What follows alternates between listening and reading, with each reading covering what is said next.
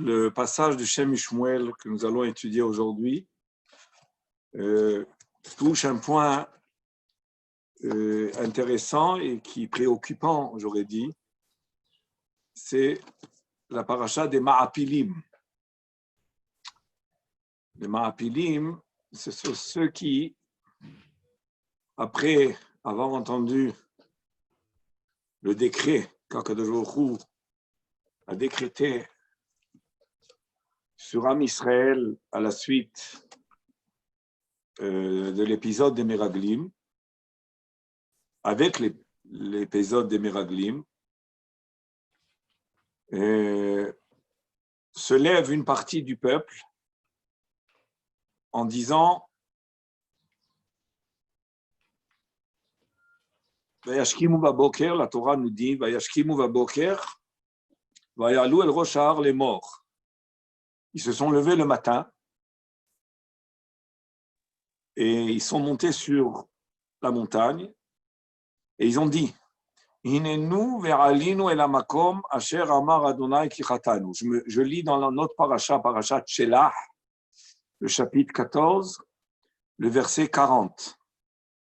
Là-bas, il est écrit que à la suite du Chet HaMeraglim sur lequel a été décrété les 40 ans d'errer dans le désert, une partie du peuple prend des nouvelles résolutions, des bonnes résolutions a priori, et décide de monter sur la montagne. Inenu, voilà, on est prêt, vers Alino, et on va monter, et la makom asher amar Adonai, là où Akadosh nous a promis d'aller, c'est-à-dire en Eretz Israël, qui chatanu parce que nous avons fauté. Et Moshe Rabbeinu les dissuade en leur disant, essaye de les dissuader, en leur disant que ne faites pas cela parce que ça ne marchera pas.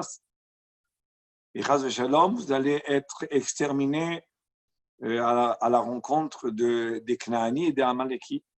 Et ils n'ont pas écouté Moshe Rabbeinu. Ils ont avancé, ils ont allé de l'avant, ils ont grimpé, si on peut dire, la montagne, pour continuer à aller en Eretz Israël sans le consentement de Moshe Rabbeinu. Et la Torah nous précise que le Aaron Abrit, lui, il n'a pas avancé avec eux, puisqu'il est resté dans le camp. Et effectivement, le Amaleki et le Knaani ont fait un désastre et les ont détruits, ces Béné Israël qui ont voulu, par force, monter en Eretz Israël. Alors, le Shem Shmuel est préoccupé par, a priori, ils font tchouva, ils ont même dit ki chatanu. Alors, disons le Shem Shmuel à l'intérieur, ve'ashkimu baboker, vayalu el rosh ha'ar. Donc, on parle des Bnei Israël qui veulent, malgré le décret, à la suite du Chet HaMeraglim, à la suite de la médisance qui a été faite sur Eretz Israël, que nous traiterons à un autre moment, peut-être ce soir dans la dracha. Mais eux, déçus et soucieux et malheureux du décret qui vient à la suite d'un refus de monter en Eretz Israël, qui vient à la suite même d'un dégoût qu'ils ont eu par rapport à Eretz Israël, comme nous dit le Pasuk, Vaim Asu be'Eretz Chemda, c'est un Pasuk dans Tehilim, et ils se trouvent en état de, bon, on remédie, on passe l'éponge, on avance. C'est pas grave, on a fauté, maintenant on revient, on fait tchouva. Alors le Shem Shmuel pose la question, vous voyez, Veyesh et Dabdek, Lama imtinu ad haboker. D'abord, un petit détail. Pourquoi ils ont attendu le lendemain matin pour monter à la montagne et pour aller par force, aller sans autorisation en Eretz Israël? Pourquoi ils ne l'ont pas fait tout de suite? Dès qu'ils ont entendu le décret divin, dès ils regrettent, tout de suite avec le regret, ils auraient pu poursuivre leur chemin. Bon, ça c'est une petite question. Mais cette question, elle est liée à une plus grande question qui est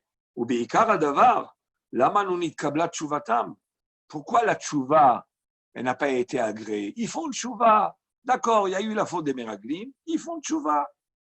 Ils ont fait vidouille.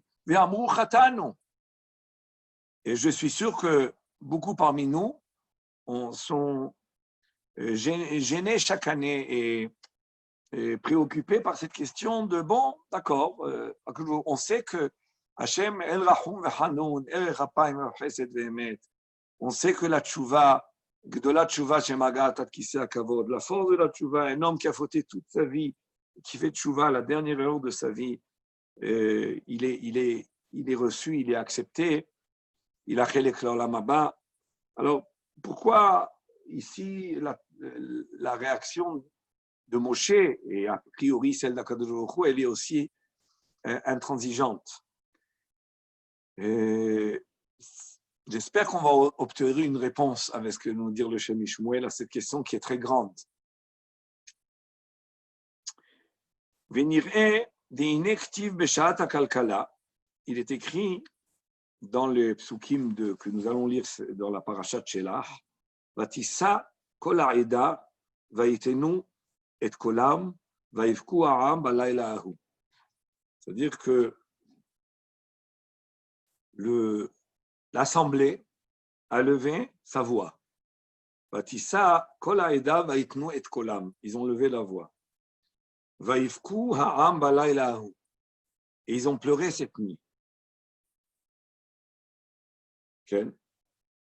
Ils ont pleuré cette nuit-là. C'est-à-dire que ce qu'il aurait reproché, et ce que la Torah relate et qui va être reproché, comme on le sait, c'est le fait d'avoir pleuré cette nuit-là. Okay.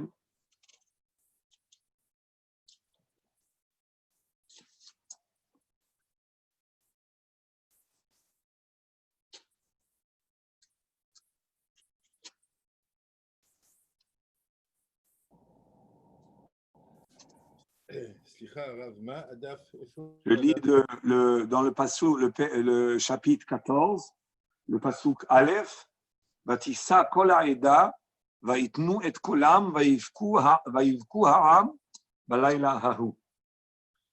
Ils ont levé leur voix, vayivku, et ils ont pleuré cette nuit, toute la nuit.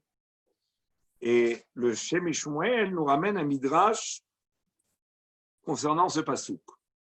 ובמדרש רבה, זה שאמר הכתוב, נתנה עליי בקולה על כן שנאתיה. Il y a un verset dans Yirmiyahu, le Navi Yirmiyahu. Le midrash se trouve, comme vous le voyez, c'est le chapitre 19 de Parashat Shelach, et c'est le morceau Kaf, Ot Kaf. Et là-bas, dans ce midrash, le midrash nous ramène un passouk de Yirmiyahu, chapitre 12, verset 8, où le Yirmiyahu, d'après le midrash, rappelle le passé, parce que le Yirmiyahu, un avis, parle du Khurban Bet Hamikdash, et il rappelle le passé, et en sous-entendant que ce passé-là, c'est la raison, c'est l'origine du Khurban qui va arriver.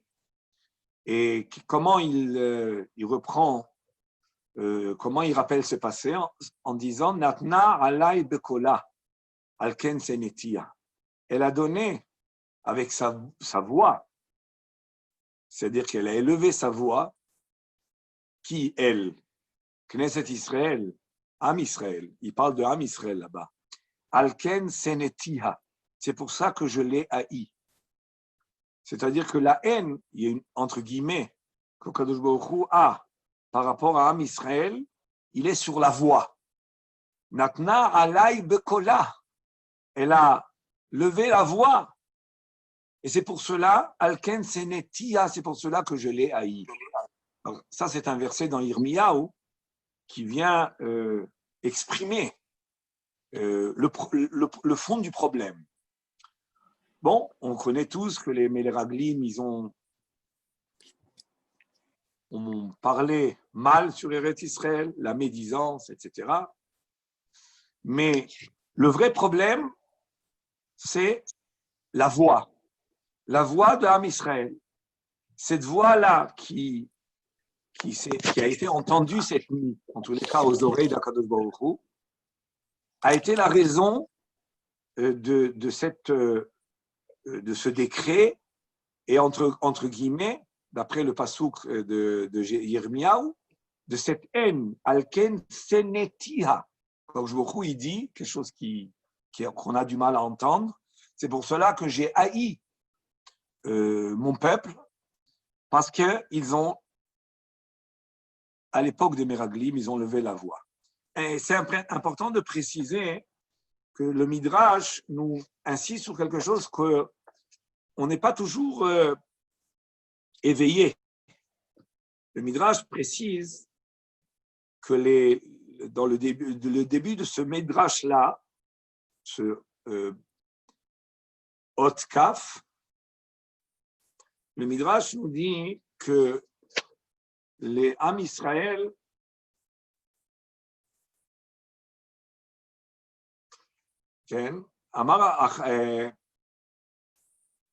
דברים שרגנו אחר הקדוש ברוך הוא גרמו להם צרה גדולה, שאילו לא נשתוו למרגלים, לא היו לוקים עמהם, אלא השלימו אחריהם.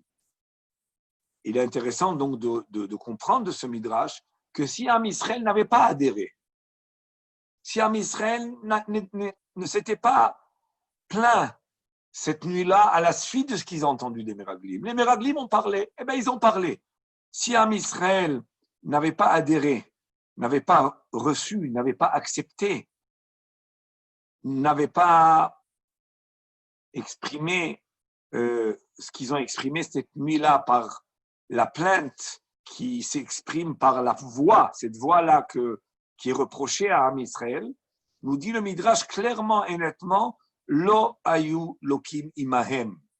Ham Israël n'aurait pas été puni. Ham Israël, il n'y aurait pas eu de décret.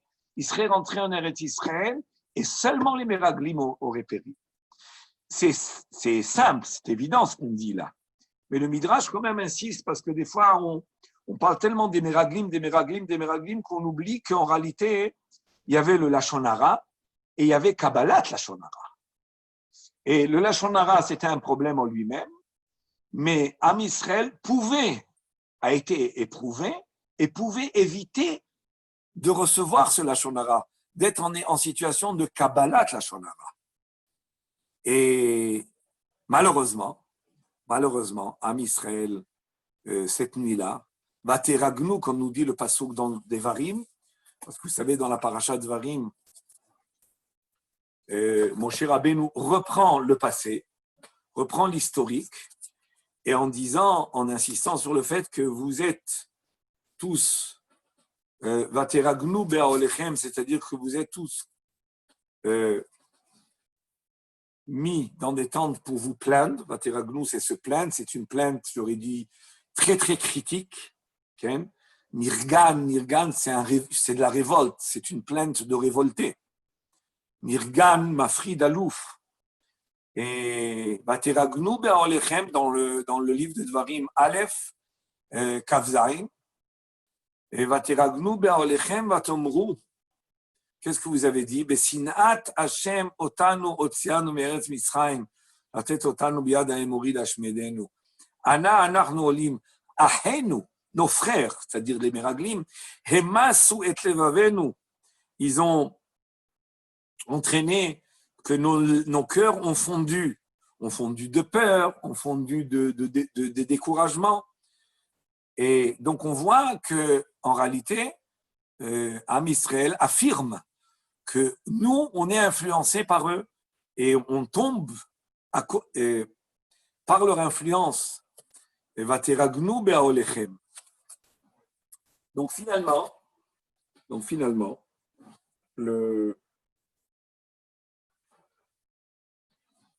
la gravité du Khurban qui va dériver de cette nuit de Tisha B'Av, la première nuit de Tisha B'Av, comme le dit le Midrash par la suite, que cette nuit vous avez pleuré des pleurs en vain, des pleurs vains, et bien cette nuit-là sera pour les Doré Doroth, pour toutes les générations, une nuit de pleurs. Maintenant, cette nuit de pleurs-là, il faut savoir, comme l'insiste ce même Midrash qui est ramené dans le Shem Ishmuel, c'est que le pasouk dans Tehilim, Vaïssa Yado Lahem, il y a un pasouk dans Tehilim 106, les psukim 26-27, Vaïssa Yado Lahem leapil otam bamidbar, ou leapil zaram bagoyim, ou les zarotam ba'aratzot. David Ameler dans Tehilim, dans ce chapitre, il parle des Meraglim. Alors il parle qu'Akjouchou a prêté serment, Vaïssa Yado Lahem, leapil otam bamidbar, de les faire périr dans le désert. D'accord. Ou les apil zaram bagoïm, nous. Ou les arotam ba'aratzot, et de les disperser dans toutes les terres. Ça, a priori, c'est pas ce qui est écrit dans le décret chez Moshe Rabbeinu. Moshe Rabbeinu parle quand il rapporte le décret d'Akadosh Baruch Hu, le serment d'Akadosh Baruch Hu, c'est de périr dans le désert et après 40 ans de rentrer en Eretz Israël. Mais David Ameler, dans Tehilim, nous révèle que dans cette chevoie, dans le serment d'Akadosh Baruch Hu, était compris le pizour des galouillotes, c'est-à-dire l'exil. Parce que les 40 ans dans le désert, c'est pas encore l'exil, c'est pas l'exil dans tout le monde entier. Et David Ameler, c'est tellement beau et tellement intéressant de voir.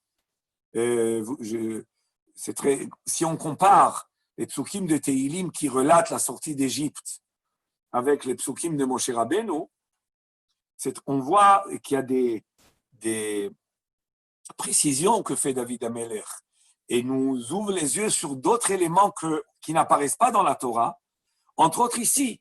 C'est-à-dire que David Ameler présente le serment d'Akadosh Baruch Hu, vous allez périr dans le désert, vous allez marcher 40 ans, et 40 ans pour payer les 40 jours de l'exploration. Et David Ameler nous dit, déjà dans ce serment, il y avait, je décrète maintenant que vous allez sortir en exil. Quand? Eh bien, après le premier Beth Amikdash et surtout après le deuxième. Parce que dans le Tehilim, c'est écrit où les Arotam, Ba'aratzot, c'est-à-dire être exilé dans les terres. Bon, l'exil du premier Beth Amikdash, il est plutôt vers l'est. Il est plutôt concentré. C'est vrai qu'il y a eu quelques bribes d'exil un peu dans le monde, mais le grand exil dans les quatre coins du monde, c'est réellement avec le Khurban, le Khurban du deuxième Beth Amikdash. Donc on voit que ce que les Chachamim nous ont dit, qu'Akjouchou, il a décrété la nuit de Tisha B'Av sur les pleurs qui ont été les larmes veines de cette nuit-là, ça sera pour toutes les générations. En réalité, David Ameler l'a déjà dit que c'est pour toutes les générations. Et ça fait partie du serment qu'Akjouchou, c'est la chevoie qu'Akjouchou fait. Vous allez périr dans le désert, mais aussi vous allez être finalement exilés sur toutes les terres. Donc, je reviens à un autre sujet. On revient à un autre sujet. Tout ça, c'était pour un peu expliquer le Midrash, qui est la source du Shem Ishmuel. Je reprends le Midrash, vous lisez avec moi. Le Midrash Rabbah, Perek Tetzaim, le Jérémie Yirmiyahu Hanavi nous dit que parce que Am Israël a levé la voix, donc il ne s'agit pas des Meraglim maintenant, on parle de Am Israël à la suite de ce qu'ils ont entendu des Meraglim. Am Israël en tant que Mekablé la Shonara, pas en tant que Motsié Dibat Haaretz. Alken Senetia, Apirouj Dine Israël. C'est pour cela que je l'ai haï. Alors, maintenant le Shem Ishmuel va commencer à répondre à la question. d'accord, ils ont pleuré, ils se sont plaints, ils ont reçu la shonara. Ils auraient pu, eux, Am Israël, être épargnés de cela. Et les Meraglim qui ont fauté eux-mêmes, ils auraient été punis. D'ailleurs, ils ont été punis tout de suite. On le voit dans la Torah. Eux, ils ont été punis tout de suite. Ils sont morts tout de suite, les Meraglim, tout de suite, à la suite de cet épisode. Donc, les 40 ans, c'est pas pour les Meraglim, c'est pour le Am Israël. Mais Am Israël, s'ils n'avaient pas adhéré à ce qu'ils ont entendu des Meraglim et n'avaient pas transformé ça en plainte, en pleurs et en gémissement et en voix levée cette nuit-là, à ce moment-là, eux, ils seraient rentrés en Eretz Israël. Et c'est cette voix-là qu'Akadosh Baruch Hu se rappelle et qui va entraîner tous les khurbanot, comme nous dit Yirmiyahu Hanavi. Maintenant, alay bekola alken senetia. Et la question, on revient à la question, qui est tellement fondamentale, la tchouva. Les portes de la tchouva ne sont jamais fermées. Et le Shem Shmuel va nous apprendre que ce n'est pas tout à fait comme cela. Quand on dit que les portes de la tchouva ne sont jamais fermées, il faut comprendre qu'il y a des niveaux de faute. Et il explique. Apirouj dine Israël be'etzem em kedoshim u teorim. D'abord, je veux quand même introduire. Il est certain que quand on dit que la tchouva elle est toujours valable et que même le dernière heure de la vie d'un homme, il peut faire tchouva, c'est par rapport au Olam Haba. Et il est certain que même les Meraglim, peut-être s'ils avaient fait tchouva, ils auraient Olam Haba. Am Israël aussi, s'ils font tchouva, il est possible que les explorateurs, ils ont Olam Haba. Pardon, pas les explorateurs, les Ma'apilim, je ne parle pas des explorateurs. Là-dessus, il y a dans la Gemara, Maseret Sanhedrin, on parle de s'ils ont droit au Olam Haba ou pas. Mais je parle des Ma'apilim, ceux qui ont voulu monter par force. Le lendemain du Chet Meraglim, ils ont voulu monter. Et a priori, ils ont dit Khatanu, donc ils ont fait vidouille. A priori, comme on va le voir par la suite, ils ont fait une chouva sincère. Donc, il est certain que cette chouva-là va les assurer leur Olam Haba. Mais nous, on est en train de parler maintenant du droit de rentrer en Eretz Israël, qui est une autre chose. Alors, je continue. Apirouj dîne Israël, mais même là-dessus, excusez-moi, même là-dessus, le Shem Shmuel dit d'accord. Alors, ils ont fait tchouva, la tchouva aurait dû leur donner le droit, évidemment, en Olam Haba, mais aussi de rentrer en Eretz Israël. Ça y est, ils regrettent. Alors, il explique, Apirouj dîne Israël, be'etzem, em gdoshim ou teorim. Am Israël, dans le fond, dans l'essence, ils sont gdoshim et teorim. Bechol achet ou bemikre. Et toute leur faute n'est que quelque chose de tout à fait hasardeux, de tout à fait, comment dire en français, bémicré ici, dans la notion de micré, ce n'est pas semblant hasard, c'est quelque chose qui est superficiel. Voilà, j'aurais dit superficiel. Ce n'est pas quelque chose de fond. La faute ne touche pas le fond du juif. Elle touche que le superficiel, quelque chose qui est tout à fait chitri et qui n'est pas le fond de la chose. Et peut-être il y a un autre mot, si les Chaverim veulent proposer un autre mot en français, pour dire la notion de micré ici, ce n'est pas le sens de hasard tout à fait, c'est plutôt dans le sens de quelque chose qui est superficiel. Mais peut-être il y a un autre mot, un meilleur mot. Alamazédomé, à quoi ça ressemble un juif qui faute? Les beged lavan shenitlachler, un vêtement blanc qui s'est sali.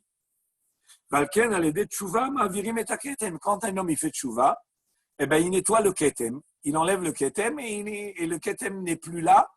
Et on arrive en général même à enlever toute trace de cette tâche. Valken aledé tchouva ma'avirim et ketem. En faisant tchouva, on enlève la tâche. Magam aledé bechi. Surtout, si on pleure quand un homme il fait tchouva, et que non seulement il regrette, mais il pleure, comme c'est écrit dans les livres de Moussar, et même dans les psukim du Tanakh, Shama admaot yordot minamoach, parce que quelles sont les sources des larmes? Les larmes, elles viennent du moach, du cerveau. Venikraot maim teorim, elles sont appelées des eaux pures, chez malchitzim qui nettoient kol tinouf, vekol lichlouf, qui nettoie toute saleté. Et ça veut dire quoi? Ça veut dire que quand on dit que ça vient du moar, c'est écrit dans le Zohar. Beaucoup, on parle de l'arme, de la propriété des larmes de nettoyer la faute. Rabbi Nachman aussi en parle beaucoup. Les larmes, c'est quelque chose qui a une origine spirituelle très haute. C'est-à-dire que ce n'est pas simplement un élan affectif, sentimental, une émotion. Ce n'est pas simplement une émotion. Quand quelqu'un il fait tchouva, et la tchouva est accompagnée de larmes, il y a dans ces larmes une profondeur du regret et une profondeur aussi de prise de conscience de la gravité de la faute. אז מים טהורים שמחיצים כל תינוק וכל לכלוך, שהדמעות יורדות מן המואר ונקראות מים טהורים שמחיצים כל תינוק וכל לכלוך, ונשארים לבנים ונקיים ולבטמן ירס בלון.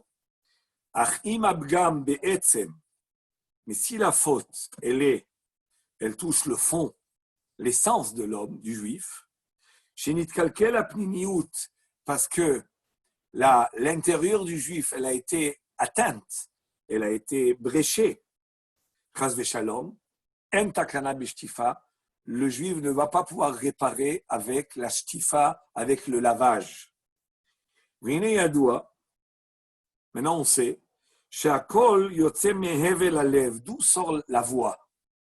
La voix sort du souffle du cœur. Mehevel halev, du souffle du cœur. Terem nitchalek bechamisha motzot hape, avant que le souffle se transforme en parole. C'est l'air, l'oxygène qui sort avant qu'il se transforme en parole. Il était air, il était souffle, et le souffle, comme c'est écrit dans le Zohar, que le kol, c'est Prinat Shem Havaya, Yudke Vavke, et le Dibour, c'est Prinat Adanut, de Shem Hashem, mais Adon. Il y a Yudke Vavke, de Shem Hashem, et il y a Adanut. Le Kol, c'est l'intériorité de la parole. C'est l'énergie spirituelle de la parole. C'est la pensée qu'il y a derrière la parole. C'est, j'aurais dit, même la puissance. La puissance de la parole, en réalité, va dépendre du souffle qui prend son origine dans la spiritualité de l'homme ou dans le manque de spiritualité de l'homme.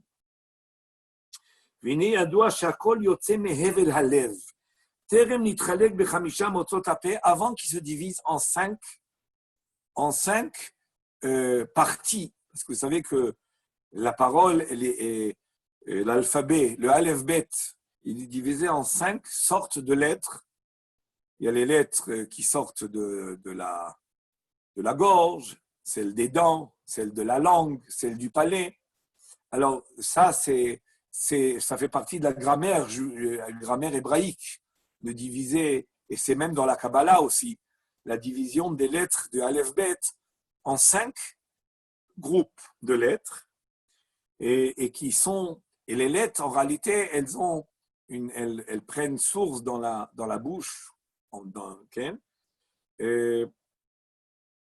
selon les lettres, il y a les lettres qui sont par les lèvres, comme le B, et il y a les lèvres qui sont comme le shin, ça peut être de la langue, des dents, des lettres qui sortent de la gorge, comme les lettres het, aïn. Et cette division-là, elle n'est pas hasardeuse ni anodine, elle est très très importante. C'est pour ça que de bien prononcer, d'ailleurs, ouvrons une parenthèse, de bien prononcer les mots, surtout dans la tefila, dans le Kriyat Shema et la tefila, c'est réellement donner le vrai pouvoir aux lettres d'agir. Mais ce n'est pas le tout. Pas tout dépend que de la prononciation, parce que des fois on exagère. On met l'accent sur quoi? Sur la prononciation. La prononciation, oui, c'est très important la prononciation, parce que c'est l'activisme de la parole. Et si ce n'est pas bien prononcé, alors le pouvoir d'action de la parole, il est pas bon. Il n'est pas suffisamment bon. Mais l'essentiel, c'est quand même le spirituel, c'est l'élan, enfin, ce qui va donner l'élan à la parole, qui est la marshava, qui est le kol, en réalité. Le kol, c'est pas tout à fait la marshava, mais c'est la dimension de la parole qui appartient à l'intention et à la marshava. Et là, le Shem Shmuel, vous comprenez à quoi il va en venir, c'est que on a l'impression dans les Midrashim, et même dans la Torah, et dans le livre de Yirmiyahu, que l'accent et le reproche sur Am Israël, il est sur le kol. Vous avez levé votre voix, la voix. En quoi c'est important la voix? Non, mais c'est très révélateur. Ça va nous expliquer tout. Parce que si c'était simplement les mots, ça aurait été moins grave. Le problème, ce n'est pas seulement les mots. C'est en réalité le kol. Alors, pourquoi c'est le kol? Alors, il dit, et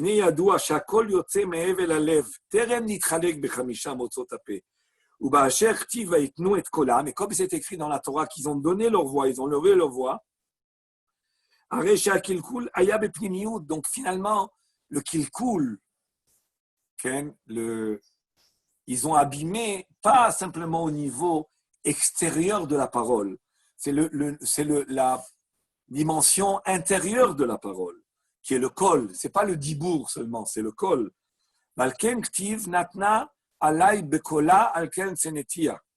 C'est pour ça que l'Irmiyahu dit, elle a levé sa voix, c'est pour cela que je l'ai haï.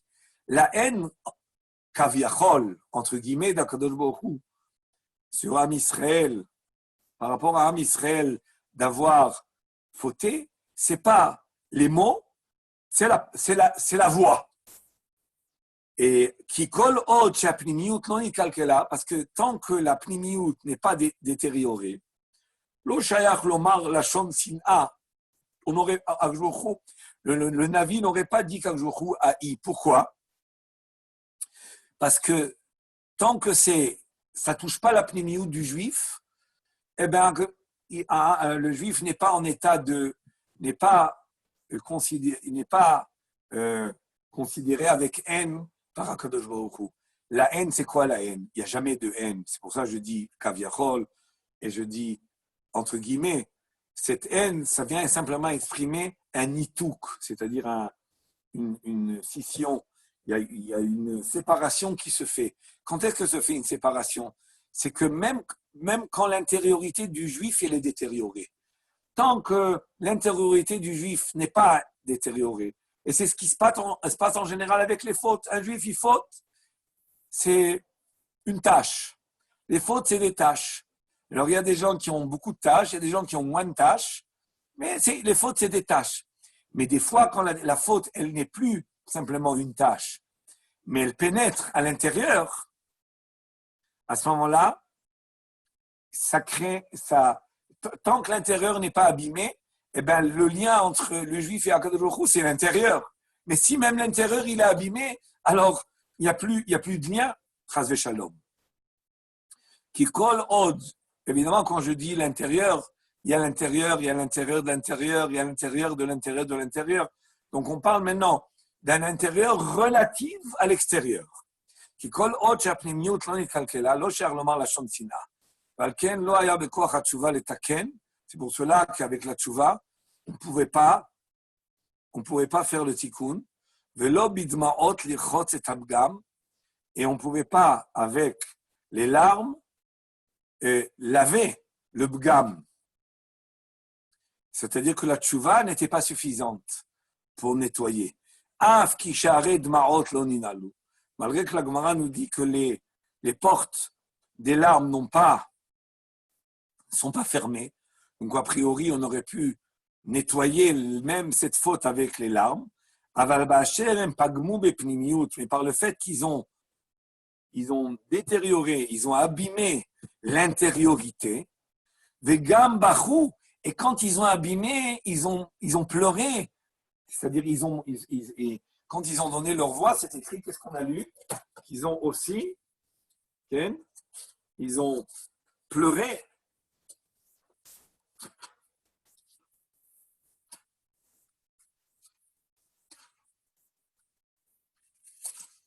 Ça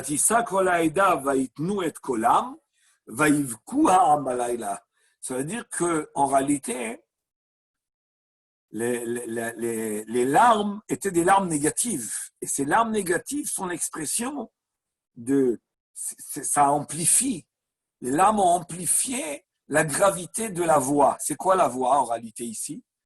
C'est que les paroles qui ont été dites de plainte et de critique et de révolte, ces paroles-là, elles étaient alimentées par une intention et un manque de émouna, un manque de bitachon et une remise en question de tout, de la sortie d'Égypte, de la force, de la divinité.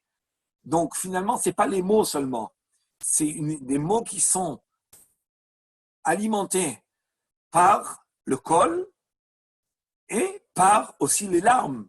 De la même manière que les larmes, elles peuvent être positives parce qu'elles expriment le profond de la tchouva, ainsi les larmes peuvent être négatives et exprimer le profond de la révolte. Et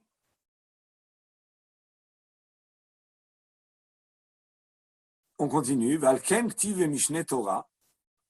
C'est pour cela qu'il veut dire que maintenant, ça va être difficile de nettoyer avec les larmes, parce que vous avez fauté avec les larmes. C'est vrai que Sha'arein dima lo ninalu, mais là, votre faute, elle a tellement touché l'intérieur que elle a été exprimée par les larmes. C'est pour cela que dans le livre de Dvarim, il est écrit un passouk qu'en général, on ne fait pas trop attention à lui. Il me semble qu'il n'y a même pas de Rashi. Après que Moshe Rabbeinu relate la faute des Meraglim, et qui dit que voilà, il raconte tout. Il dit même que les Maapilim sont montés, etc.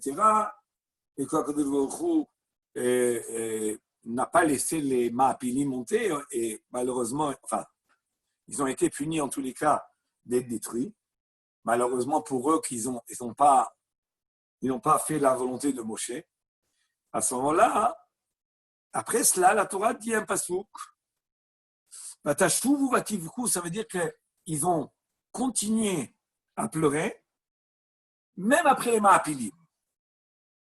Parce que ce pasouk-là, Vatashuvu vativku lifnei Hashem, velo shama Hashem bekolchem, velo yezin alechem, c'est dans le livre de Dvarim, chapitre Aleph, verset 45. Là-bas, il est écrit que de nouveau, après les Maapilim, après tous les Meraglim, de nouveau, ותשובו ותבכו לפני השם, ולא שמע השם בקולכם ולא האזין עליכם. Le Shem Mishmuel comprend que cette fois-ci, c'était des pleurs de tchouva. Mais Akadosh Baruch Hu n'a pas accepté ces pleurs de tchouva. Pourquoi? Parce que vous avez fauté avec larmes. Et les larmes que vous pleurez maintenant, elles peuvent toujours nettoyer, elles peuvent toujours laver, mais pas quand la faute elle a été tellement intérieure qu'elle s'est faite par la voix et par les larmes. Iné, c'est dit, Valken ktiv mishne Torah vatashuvu vativku lifnei Hashem velo shama alechem velo shama Hashem bekolchem. Iné lo ho'ilu lo kol velo dmarot. Ni la voix, ni les larmes n'ont servi. C'est-à-dire que ce passouk-là, c'est comme ça qu'il faut le comprendre. On ne fait pas attention. On lit le livre de Dvarim, on lit ça sans faire attention que... Et le Rashi nous explique simplement pourquoi Akadosh Baruch Hu ne nous a pas écoutés. Et Rashi l'explique qu'Akadosh Baruch Hu ne nous a pas écoutés parce que malheureusement, sa miséricorde s'est transformée en cruauté, si on peut dire entre guillemets. Mais Rashi ne nous explique pas finalement qu'est-ce que c'est ces pleurs-là qui sont répétés. Alors là, le Shem Mishmuel nous élève notre attention qu'il s'agit de d'autres pleurs qui sont faits même après les Maapilim. on veut quand même faire tchouva. Ça veut dire qu'il y a eu encore un essai de tchouva. Et la Torah exprime clairement et nettement. Velo Shama Hashem bekolchem. On n'écoute pas ce que vous dites. Avant cela, le Moshe Rabbeinu relate le Chet Meraglim et les Maapilim qui ont voulu monter par force en regrettant leur faute. Al-Jochou n'a pas accepté. Ils ont même péri sur place.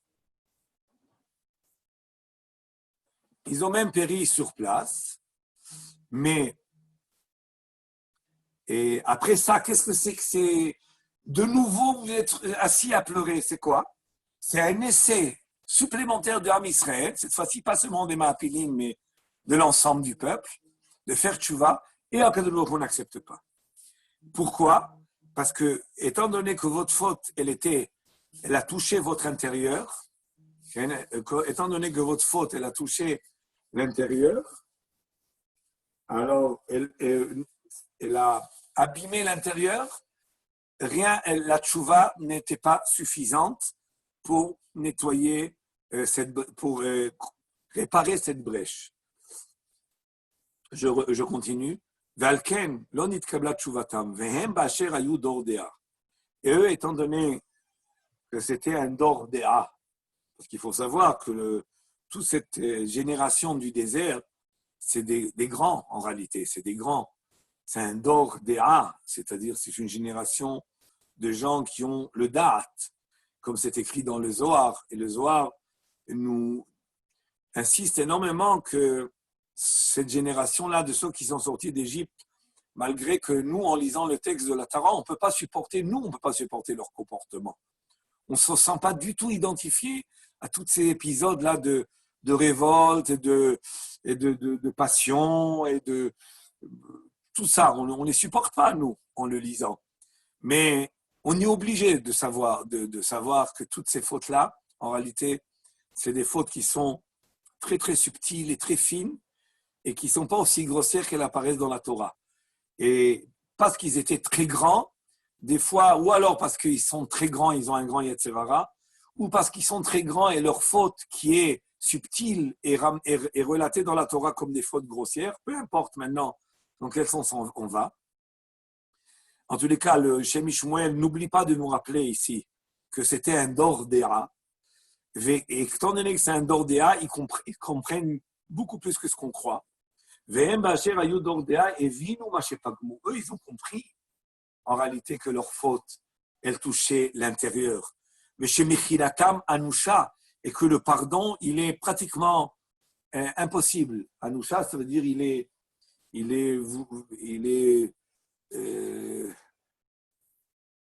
Anoush, c'est quelque chose qui est voué à l'échec, qui est voué à la destruction.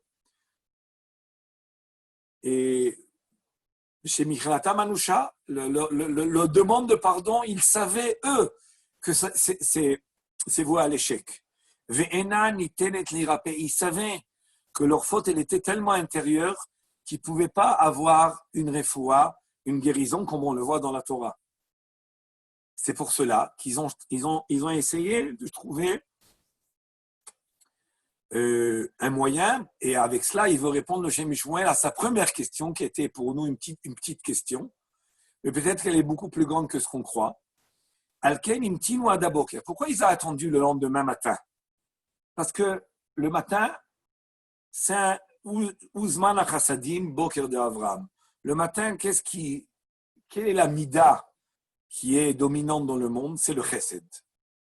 Avram Avinu, c'est lui qui metaken tfilat shacharit. Le matin, c'est le chesed. C'est la bonté, c'est la grâce, c'est la miséricorde, c'est la clémence. Tous les mots qu'on peut dire le matin. Quand un homme il veut prier, il faut savoir que le matin, c'est le meilleur moment. C'est d'un certain point de vue, c'est Zman Chesed. Comme le Zohar nous fait comprendre, c'est un Zman Chesed. Et beaucoup de choses, on voit dans la Torah, qui sont reportées au matin. Peut-être dans la parashat Korach, vous le remarquerez aussi. Et le fait que les Maapidim, la Torah nous dit Ils ont reporté ça au lendemain matin. Demain matin, on se lève, on monte en Eretz Israël, on avance. Et pourquoi le matin? Parce qu'ils espéraient que même si dans la logique et même si dans je veux dire les Darkei Anagat Hashem, c'est-à-dire dans les desseins divins, dans les règles de comportement de la providence, si on peut dire comme ça entre guillemets, ça passe pas. Ça passe pas. Vous avez fait une brèche à l'intérieur, vous avez détérioré votre pnimiout, donc il n'y a pas de tchouva. Olam haba vous aurez, parce que toute personne qui fait tchouva, toute personne qui regrette, il a olam haba. Mais rentrer en Eretz Israël, il n'est pas question. Vous allez périr dans le désert. Ils tentent leur chance. Comment ils tentent leur chance? A priori, ils sont non seulement intelligents, mais c'est d'ordéa. Et ils savent que ça ne peut pas marcher, puisqu'ils ont, dans leur plainte, dans cette voie-là qui a entraîné la haine divine, entre guillemets, ils ont détérioré leur intérieur. Donc, il n'y a pas de tchouva là-dessus. La tchouva, elle ne servira pas à réparer la faute dans ce monde. Par exemple, je prends un exemple. Adam Arishon aussi, il a fait tchouva. Moshe Rabbeinu, l'Avdil, quand il y a eu l'affaire des Mémiriva aussi, il a fait tchouva. Tu t'imagines? Un Talmid Chacham, il ne passe pas une nuit sans avoir fait tchouva. C'est évident. Ce qui concerne Moshe Rabbeinu. Adam Arishon, quand il a fait la première faute, aussi il a fait tchouva. Ça assure quoi? Ça assure le Olam haba, ça assure tout ce qu'on veut. Mais les conséquences dans ce monde ne sont pas toujours réparées avec la tchouva. Ça, c'est quelque chose qu'on peut remarquer dans tout le Tanakh. Le Chet HaEgel aussi, ils ont fait tchouva. Moshe Rabbeinu a pris, Akadosh les a agréés, on peut dire beaucoup de choses. Mais l'impact qu'a eu le Chet HaEgel jusqu'à la fin des temps, on le supporte encore aujourd'hui. Ça veut dire que la tchouva, quand on dit que rien n'est fait, les portes sont jamais fermées à la tchouva, et le Rambam le ramène de l'Ilchot Tchouva, c'est surtout par rapport à l'éternité, par rapport au Olam haba. Mais les conséquences d'une faute dans ce monde ne sont pas toujours réparables avec la tchouva. Des fois oui, des fois non. Et là, c'est ça ce qui nous enseigne le Shem Shmuel.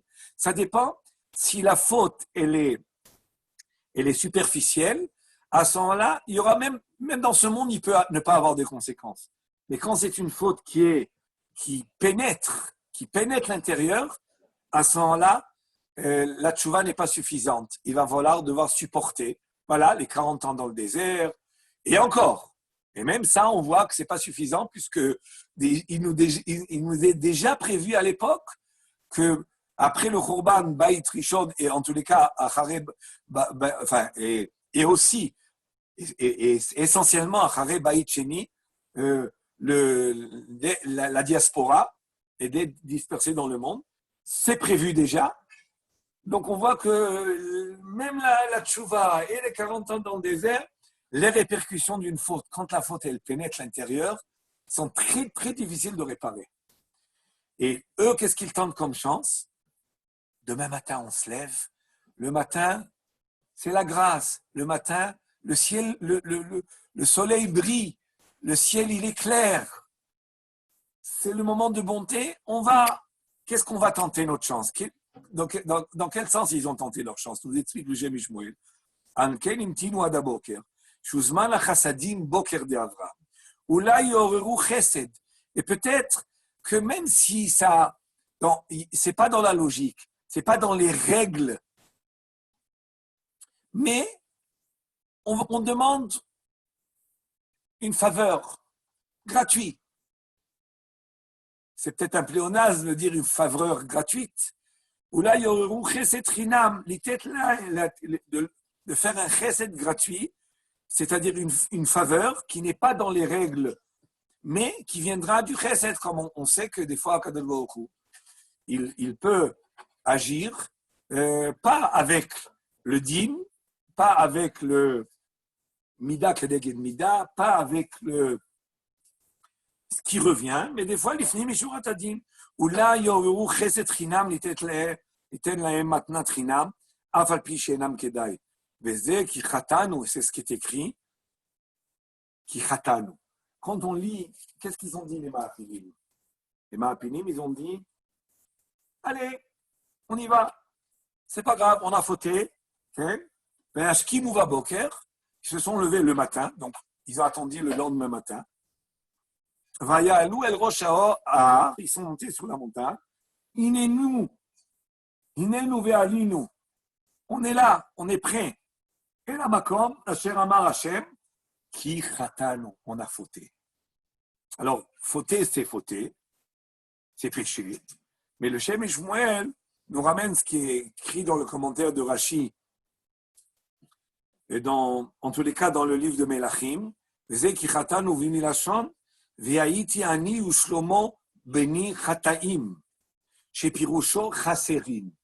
quoi le chet? Le chet, en réalité, c'est un manque. Et même en réalité, je peux soutenir ce qu'il dit le Shem Shmuel, le Siata d'Ishmaïa, c'est qu'en hébreu, quelqu'un qui tire par exemple une flèche ou il tire une balle, quand il rate, il a manqué son coup, si je dirais en français. Ça veut dire qu'il n'est pas arrivé là où il visait, ou l'okala bamatara, mais il a visé à côté. Enfin, il a visé et la balle ou la flèche est arrivée à côté. En hébreu, ça s'appelle marti et tamatara. C'est quoi l'arti et tamatara? Ça veut dire qu'il a dévié. Mais en réalité, par rapport au fait d'arriver à la cible, de cibler, c'est en réalité un manque. Il a manqué, il a raté. Donc en hébreu, le mot chet, c'est une notion de manque. C'est comme ça qu'il explique Rashi. Et c'est ainsi que Bathsheba, qui est la mère de Shlomo, la femme de David Amelech, et quand Adoniya ben Chagit, c'est un des enfants de David Amelech. Et quand il a senti que son père, et il voyait son père qui est arrivé, son père David, aux 70 ans, et qu'il était déjà vieux, relativement parlant. Et cette vieillesse-là lui a donné des idées. Quelle idée? Eh bien, de s'emparer de la royauté. Il va régner avant que son père en décède. Avant que son père désigne un autre. Parce que Adoniya ben Chagit, qui est le fils de David Amelech, voulait lui assurer de régner après son père David et éviter que ce règne-là soit destiné et que Shlomo Amelech soit nommé roi. Que Shlomo était petit, était jeune. Et qu'est-ce qu'elle dit, Bathsheba? Alors, Nathan Hanavi, qui a vu que Adoniya ben Chagit a réuni des grands pour être désigné roi. Tout ça à l'insu de son père, à l'insu de Shlomo. Ils ont fait leur camp. Adoniya ben Chagit a pris avec lui Yoav ben Serouya, qui était le chef d'armée de David Amelech. A pris avec lui Eviatar à Cohen, qui était un Cohen Gadol de David Amelech. Il les prend pour être soutenu par eux, et ils sont allés le soutenir. Ils ont voulu soutenir Adoniya ben Chagit et pas permettre à Shlomo Amelech de régner après David. Vous voyez que ça n'a jamais été facile. Le règne et la direction d'un peuple. Ça n'a jamais été facile. Alors quand Nathan Hanavi, le tzaddik, le grand Nathan Hanavi, qui lui a entendu cela, il a appelé Bathsheba, qui était la femme de David, la mère de Shlomo, il a dit, écoute, si tu n'agis pas toi, Bathsheba, tout de suite, eh ben, c'est foutu, entre guillemets. Ça veut dire que, ça y est, et Adoniya ben Chagit, il a été soutenu par des grands dans le peuple, et c'est pas ton fils, Shlomo, qui va régner. Alors, David Amelech, il n'est pas au courant de tout ça. Il n'est pas au courant. Il y a un coup d'État qui se fait, entre guillemets. Il n'est pas au courant. Bathsheba, tout de suite, va chez David, sous l'ordre de Nathan Hanavi. Et Nathan lui a dit, commence à parler à David, et moi, j'arrive après toi. Alors, elle vient, elle dit à David, tu sais, Adoniya ben Chagit, il est allé prendre il a invité tout le monde pour être nommé roi, pour être désigné roi. Fais savoir au peuple ta position. Il faut que le peuple sache que toi, quelle est ta position, parce que si tu vas mourir après ta mort, tout le monde pourra dire David Amelech était intéressé par le règne d'Adoniya ben Chagit. Et David Amelech, évidemment,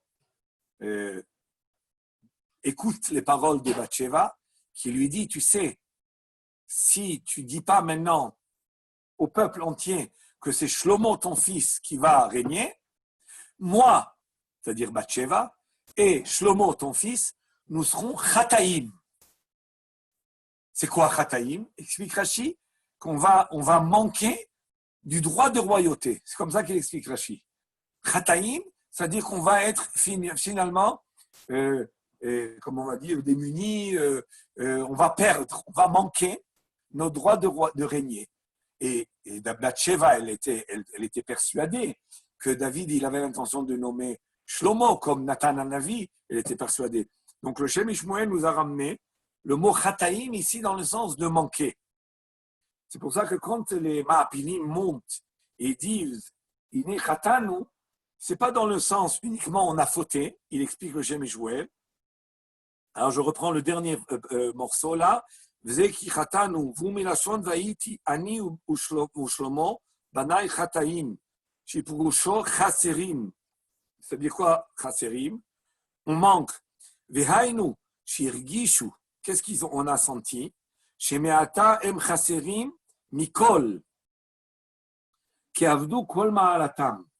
Quand il est écrit Chatanu, c'est pas dans le sens de regret uniquement de la faute. Effectivement, ils regrettent la faute.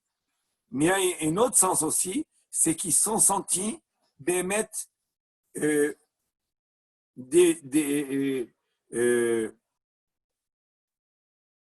en manque total, si on peut dire démunis, dénudés, ils sont restés sans Ve'ata avdu apenimiyut. Ils ont perdu leur intériorité.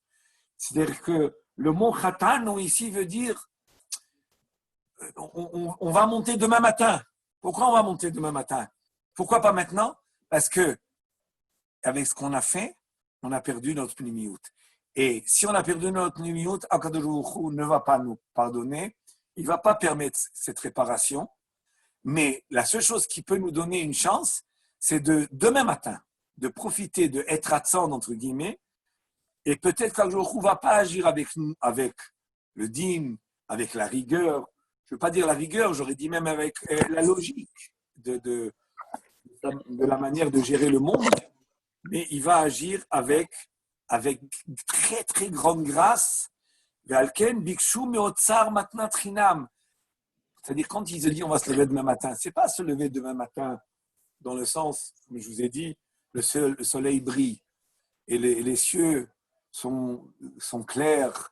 C'est pas seulement ça, c'est ça dans le sens où la nature exprime la anaga elokit. Qu'est-ce qu'il y a à l'intérieur? Le matin, dans le monde, il y a réellement un dévoilement divin de chesed. Et c'est pour cela que la tfilat shacharit, toutes nos tfilotes, elles sont tous attachées à une dimension différente. Et tout, vous remarquerez que beaucoup des mitzvot de la Torah, elles sont destinées au jour et pas la nuit, par exemple.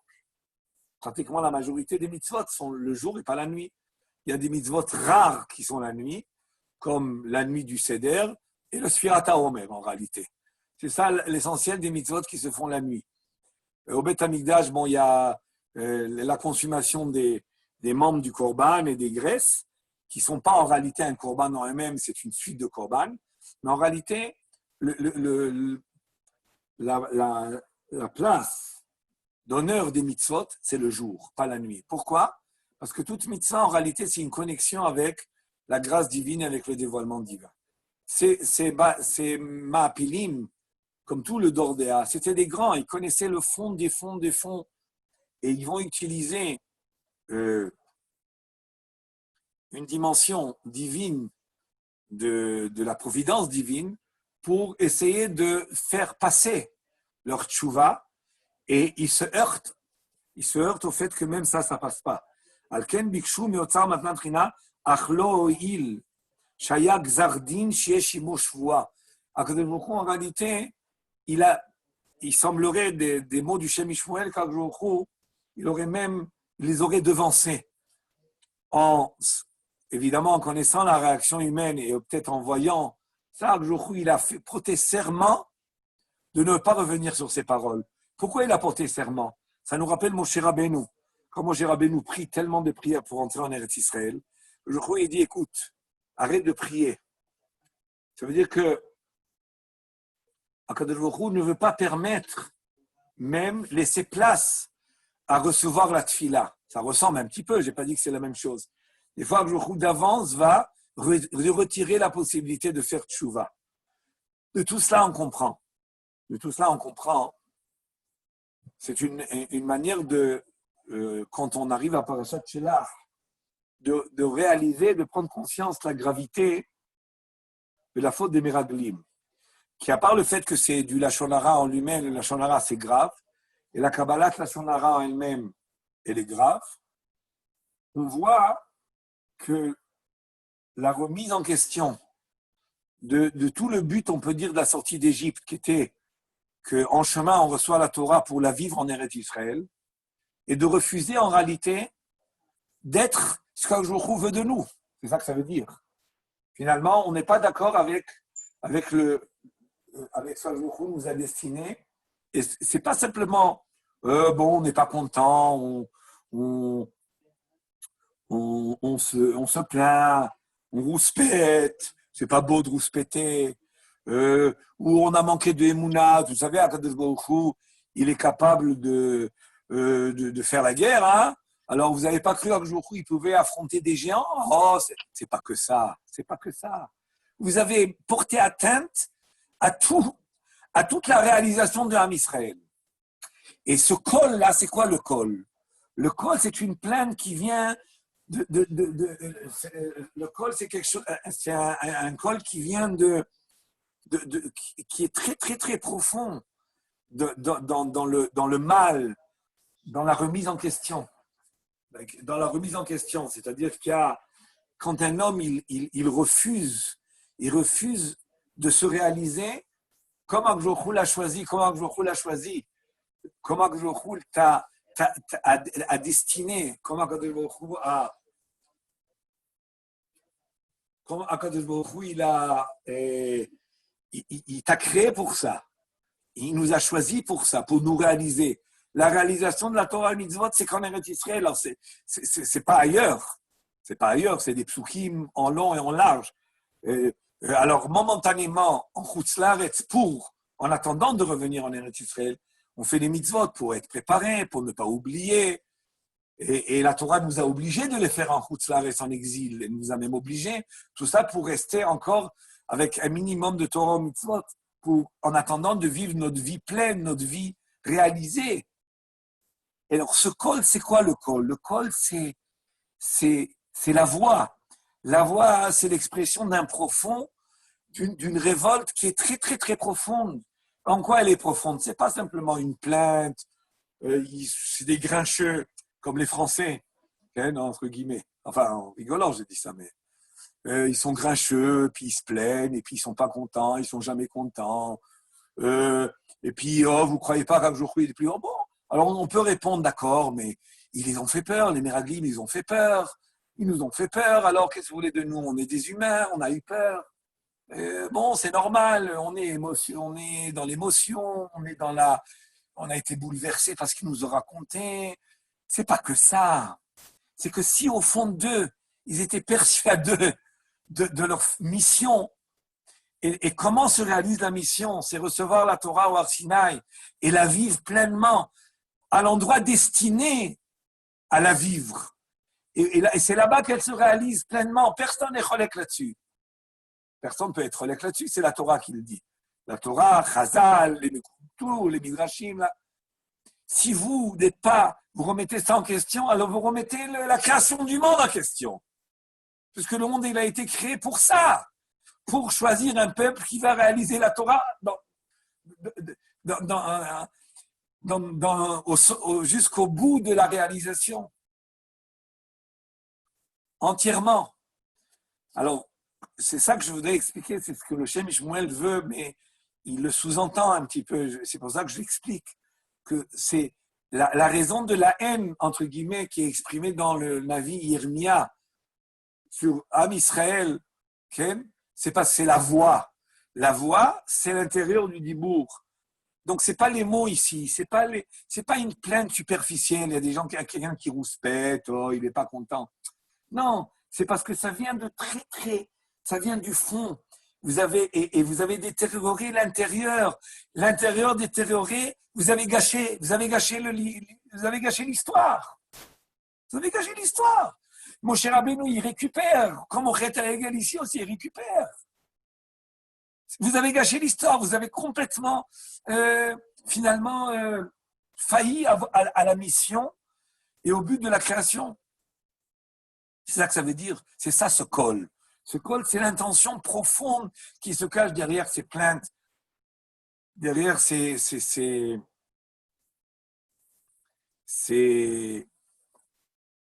critiques, ces révoltes. Alors, de là, on apprend combien il faut d'abord s'identifier à notre mission de Ham Israël et apprendre de la Torah qui est de notre mission. Hein, c'est pas une philosophie inventée, mais c'est de la Torah qui nous enseigne quelle est notre mission. Et aussi savoir que Ham Israël, la grandeur de Ham Israël, c'est qu'en réalité, la faute ne les atteint pas en général dans l'intérieur, mais si Chas de Shalom, ça les atteint dans l'intérieur, alors des fois, la tchouva ne sera pas suffisante pour récupérer les conséquences, pour corriger les conséquences de ce monde, mais certainement, comme je le précise, le Shem Shmuel ne l'a pas dit, mais c'est quelque chose qui est clair et net, que le Olam Haba, il sera toute personne qui fait tchouva, qui a un seul héros tchouva, même le dernier instant de sa vie après 120 ans, ou avant 120 ans, au seuil des 120 ans, il a le Olam Haba assuré. Je pense que ce Shem Shmuel court a ouvert nos yeux sur le profond et a répondu à une question qui, je pense, qui nous préoccupe sur les Maapilim, qui a priori, on a envie d'être avec eux un petit peu. Oui, non, c'est pas grave, on regrette, allez, on avance. Non, l'intérieur a été détérioré. Et Kalev et Yefouné, ils ont apporté leur, ils se sont révoltés. Pourquoi on n'a pas suivi? Pourquoi Hachem n'a pas été avec eux pour essayer de réparer cette Kalev et Yefouné et Yoshua Binoun, ils sont entrés en Eretz Israël. Oui, d'accord, mais ils auraient pu, grâce à eux, qu'Hachem. Mais le peuple n'a pas écouté. Mais non, c'est exactement le problème. Le problème ici, c'est pas les Meraglim eux-mêmes uniquement, et Yoshua et Kalev et Tzadikim. Le problème ici, c'est le peuple. Le peuple, ils n'ont pas. Kalev ben Yefouné et Yoshua ben Nun, ils se sont exprimés. Est-ce qu'ils ont voulu empêcher ce désastre? Bien sûr. Et ils ont affirmé que cette terre, elle est tova. Ouais. Ils n'ont pas écouté. Au contraire, Kalev et Yefouné, ils ont, j'aurais dit, aiguisé les preuves. C'est qu'ils auraient pu écouter eux, et ils n'ont pas écouté eux, ils ont écouté les autres. Voilà, je vous souhaite à tous une bonne journée, un Shabbat Shalom. Shabbat Shalom. Une petite question, Rav. Et comment ça se fait à quel moment ils ont compris qu'ils avaient fauté? Quand Akadosh Baruch Hu, il a tué les 10 Meraglim? Quand ils ont entendu le décret des 40 ans dans le désert. Ils étaient d'Ordéa, ils ne pouvaient pas comprendre ça avant? Non, ils étaient encore dans l'esprit de la révolte. Mais quand ils ont vu la réaction d'Akadosh Baruch Hu, alors là, ils ont réalisé, c'est ce qui est écrit d'ailleurs, ce que leur dit Moshe Rabbeinu. Moshe Rabbeinu leur fait part.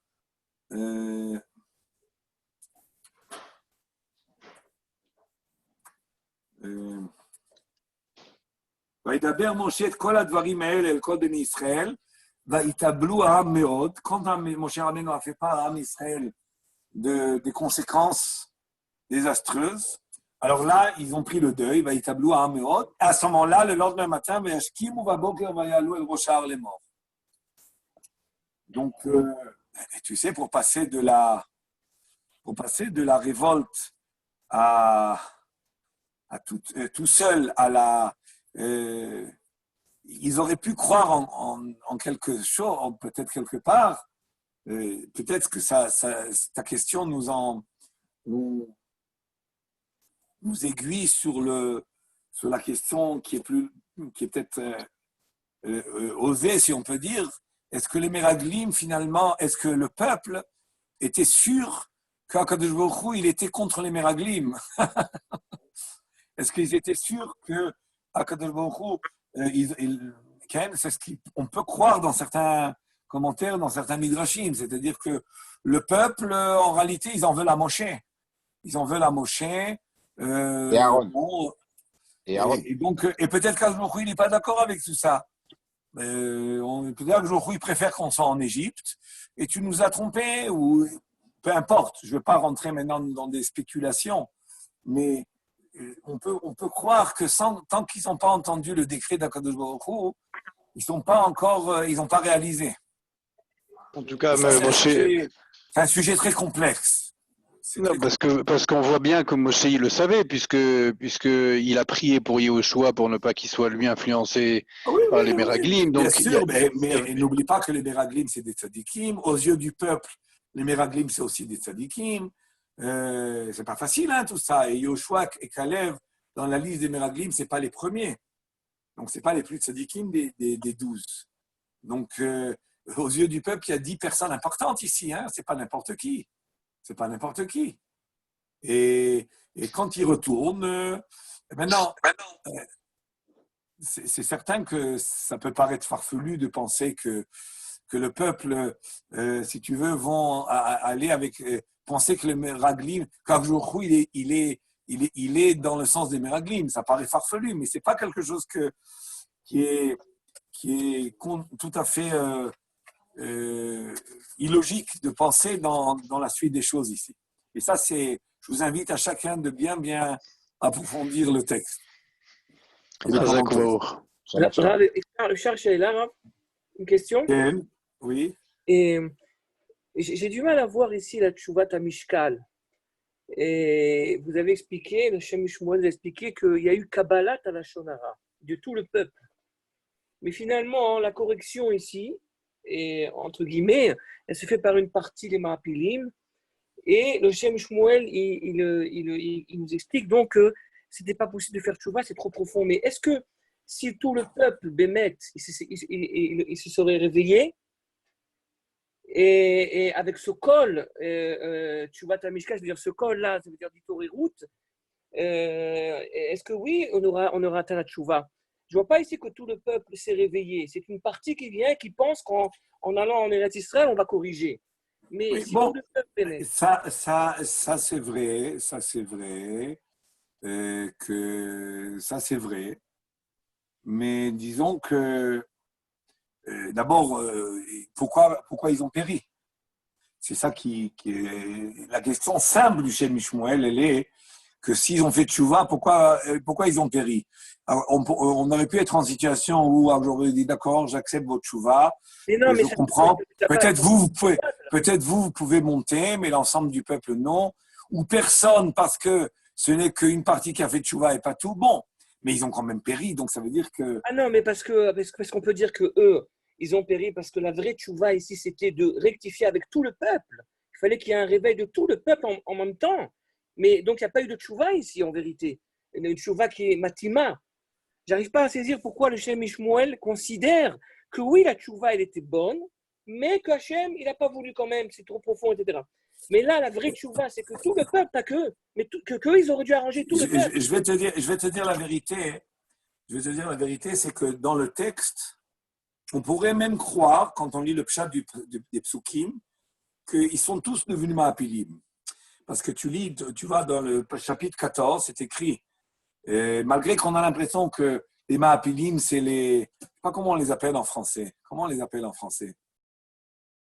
Comment on appelle les Maapilim? Il y a un mot. Les comment on appelle? explorateurs. Non. Non, ceux qui sont arrivés avec le bateau Exodus, comment on les appelle? Les pionniers. Non, il y a un autre mot. Hein? L'exil, les exilés. Les Non, pas Zélotes, les les zélotes. exilés. Les zélotes. Mapilim, c'est ceux qui fomentent la révolte, non? C'est pas la. Oui, non, mais il y a un mot. Comment on appelle ceux qui vont, par force, aller. Les insurgés. Hein? Les insurgés. Insurgés? C'est comme ça qu'on les appelle? D'accord. C'est vrai qu'ils surgissent. Qui ont fomenté l'insurrection. Bon, d'accord. Non, mais je cherche un mot qui désigne un mot en français, mais c'est surgir, donc on peut les appeler les insurgés, d'accord? En tous les cas, dans le texte, Rabbi Avraham, il est écrit Vaïdaber Moshe Tadvarim El Kol Bnei Israël. Quand Moshe Rabbeinu, il a fait part du décret d'Akadosh Baruch Hu, c'est écrit Vaïtabelu Haram Meot. Vayashkimu Baboker. Donc, ça peut être tout le peuple. Dans le texte Pachou de la Torah, ça peut être tout le peuple. Hein. Quand on dit les Mahapilim, ce n'est pas des insurgés, un groupe de l'extrême droite ou l'extrême gauche, je ne sais pas, qui vont de l'avant. Ce n'est pas ça. Dans le texte, ce n'est pas ce qui est écrit. C'est écrit que tout le peuple s'est mis en deuil et le lendemain matin, ils sont montés. On a l'impression dans le texte, ça peut être tout le peuple, Rabbi Avraham. Ce n'est pas obligatoire de dire que ce n'est pas une représentation. Ça peut être tout le peuple, ou en tous les cas qui adhère à ça. On peut comprendre que même si ce n'est pas eux qui sont tous montés sur la montagne, tout le peuple adhère à ça maintenant. De toute façon, tout le Dor Amaboul, il est mort dans le désert. C'est peut-être la conséquence de cette faute. Hein. C'est qu'ils ne sont pas rentrés. Tout le peuple est resté dans le désert. Oui, non, mais là il y a un essai de réparation. Cet essai de réparation par les Mahapilim, je veux par les Mahapilim.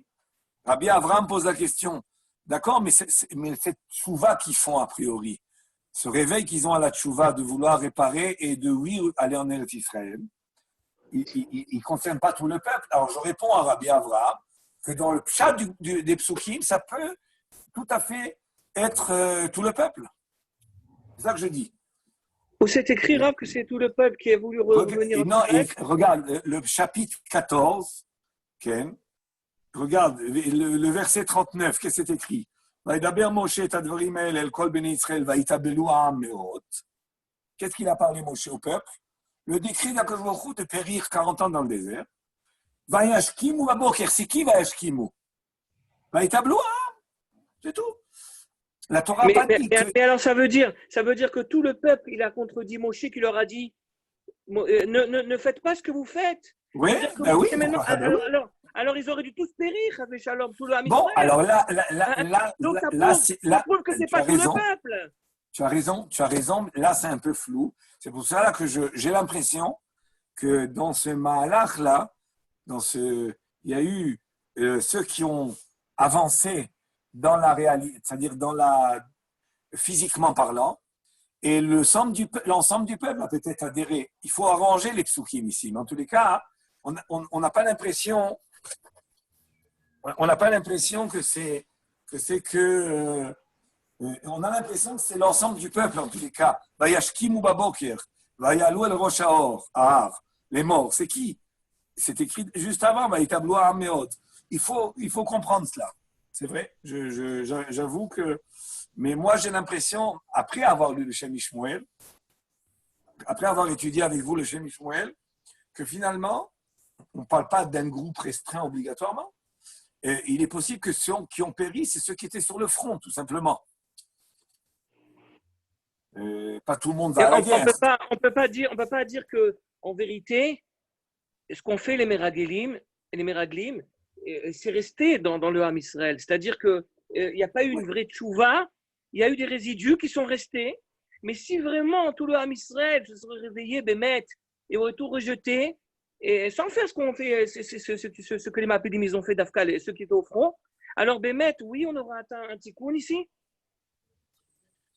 J'ai l'impression que non. C'est un peu dur. C'est quand même un peu dur. Hein. C'est quand même un peu dur de comprendre ce Shem Shmuel ici.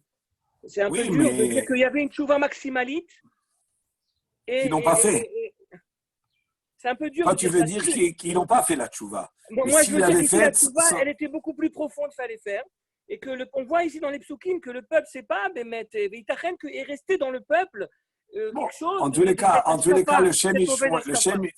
que le Shem Shmuel nous a appris, c'est que par rapport aux profondeurs de la faute, il n'y a pas eu l'équilibre d'une tchouva qui pouvait équilibrer le profond de la faute. Ça on le voit clair dans le Shem Shmuel. Bon, ça vous laisse à réflexion. C'est une approche. Shabbat shalom. Shabbat shalom.